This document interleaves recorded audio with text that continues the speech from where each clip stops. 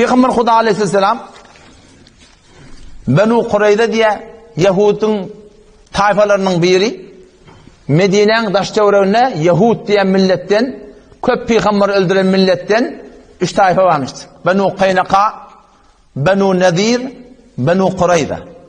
Peygamber Huda aleyhisselam Benu Kureyda'nı 21 gece muhasır ediptir. Allah'ın hükmüne göre Resulullah hıyanet ettiyerler, çıkan ettiyerler, indi şuları kovup çıkarmalı Mekke Medine'den. 21 gece Peygamber Huda aleyhisselam muhasır etti. O zaman böyle çaresi yok, kaleleri var, daim. Anı gidip olmanı, bula da hiç çıkılmayan olurlar. 21 geceden sonra bula takazayı sol ettiler diye. Ki biz sol etmekle razı, ama kimin hükmüne? Sa'd ibn Mu'az. Şolun öl adamlarından biri, avval Yahudiymiştir, Müslüman oluptur. Sa'd ibn Mu'az arada hükmetsin.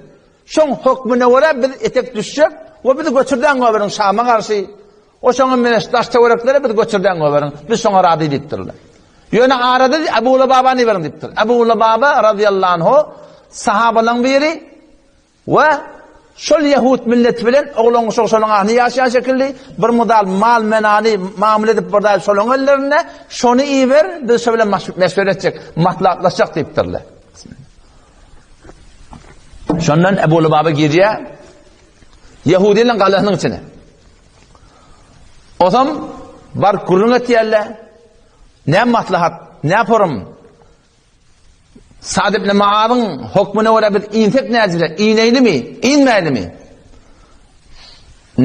Sahaba, şolun arasına gelip ya, arada ne mi kurun ma? Sa'd ibn Mu'az, kafirlerin hakkında ne mi teslim tutup ne kadar katı, öllerinin ne olsa öyle katmıştı. Allah'ın düşmanlarının evine. O zaman sonra bırakır ve de şeytti diye. Bokurda ona, işaretti diye. Eğer Sa'd ibn Mu'az'ın aydanına göre etek iğinteniz, Sa'd bizim aramda hükmetini iğinteniz, hemmecinin kesilip yatıyını bitti. Bağır yon kırıp yatıyı bitti. Hükmeder, hemmecinin öldürdüğü baydar bitti. Elim işi bokurda ona şöyle çekenim şu bitti ya. Ayağım kıyımlamadı zahirinden, bildim ben Allah'a hıyanet ettim dedi. Ben Allah'a hıyanet ettim. Son Allah'ın Resulü şuna radiydi ki Sa'd ibn Mu'az'ın hükmüne göre şöyle iğintin. Resulullah sana radiydi. Resulullah'ın radiydiğinde Allah radi. Men şu elim şu okurdağıma çekenim şu men yüreğime çıktı men Allah hıyanet ettim dedi. Adam senden iyi diyen ayet iniyor. Ya eyyühellezine amenu la tehunullaha ve resul ve tehunu emanatikum ve entum ta'lemun. Ya eyyühellezine amenu ey iman getiren adamlar la tehunullah Allah hıyanet etme. Fakat bir elin işaret ettir şeyde. Ayet iniye. Allah hıyanet etme. Ve Resul. Resulullah hıyanet etme. Peygamberin doğru deyip duran da adına, söyüp duran da adına, aydıp duran da adına, bolonunu kavurayan da adına hıyanet etme. Fakat bir çekil. Bir elin şey etmekliğin hakkında ayet iniye olsa vay bahar bizim aramızda. Şu rahatça Müslüman alakat kirpiye. Ayısı hıyanet mi ya hıyanet diye mi Kur'an'ın mukabilinde?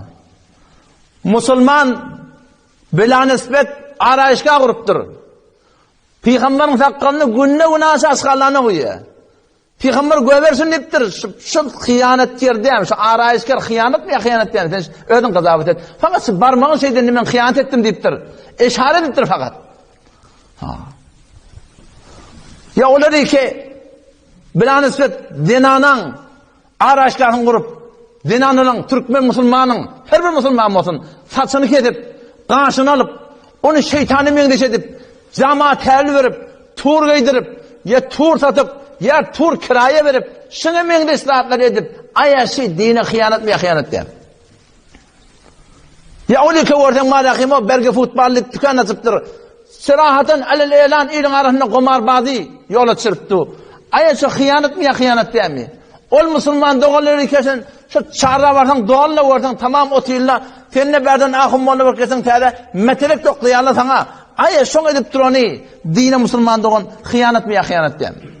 Vakti şeriat tütten haram ediptir, tiryen haram ediptir, sigar günahkarçılık deyiptir, ben keşiş haram deyiptir.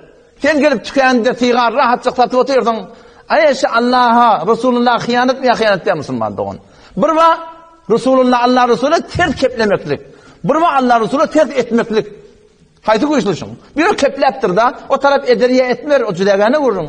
Bir var yok öyle de gitmiyor Huday takkan. Ya eyyühellezine amenu ey iman getirin adamlar la tehunullah Allah hıyanet etmen. Ve Resulullah hıyanet etmen. Ve tehunu emanatikum öz amanatlarına hıyanet etmen. Ve entum ta'lemun siz bilyatınız doğruyun haytılığını egrin haytılığını. Men şeyttim bildim diye. Etek düştüm diyor adam. Ondan sonra onlar kullen o cüdegane kıssası var. Ki nihayeten Sa'd ibn Muaz'ın hükmüne şu Yahudilerin oylarına müşrik şun hükmünü eteğin yerle. Ne mi hüküm verdi o? Ya Resulullah erkeklerini öldürmüyorsan dedi. Erkeklerini yıkan öldürmedi. Haytının kavat yerinden kıl çıkan olsa öldürmüyorsun ya Resulullah dedi. Allah'ın düşmanıdır dedi. Heleylerdeki kullen esir var ya. Ondan avuncak oğulları olursa onları öldürmeliler. Nihayeten şu hükmü iniyerler. Bütün o yada adamı mı deyiptirler? Şu ne mi deyip biz şuna orada intiramda şu form hüküm ottur ağırlarında. Sonra geliyor Ebu Lubaba radıyallahu anh. Hacca giden adamını bilyendir. Bir tane sütunma mescid-i Resulullah sallallahu aleyhi ve sellem'de Osmanlı'ya sütun-u Ebu Lubaba diyerler. Bariye şuna ödün danya şu. Ödün danya men hıyanet ettim diye. Ta zamanı ki Allah ben tövbem kabul etmedi. Men imernem vallahi içmernem ben. Danya şuna tam. 7 güllep at. Şu sütünde dangıldı. 7 günden sonra tövbesini Allah Teala kabul etti. O zaman o değil diye dangılı bir hal 7 gün az tutu barın nedin çöde barağa da onu Resulullah men çözmesem bile çözecek dedi. Sonra nihayeten Peygamber Huda Aleyhisselam anıdan geliyor. Çölge o ya Resulullah dedi. Men şifarım bir günah kasırı muhtala oldum. Ya Resulullah şol öykü ki Yahudilerin hanımın öyünmadi, oğlun sonmadi. Şol öy ya Resulullah men taraftan sadaka dedi. Malın şu dursun Huda yolunu verecek. Peygamber dedi ya malın 3'ten 1 lira. Edafat bundan edafat dedi, edafattır dedi. O şu da Müslüman doğan var. Sen şun şu Sadi rahmetullahi diyen gibi. Ne mi diye? Halkı ve kafa karha ba halq ari cümle ras. Huday ve ama Huday ve kafa ba Huda tezvir hile kere bas. O şu da Müslüman doğan muhlis olmaklık gerek. Allah dilin peygamberimiz Müslüman doğan.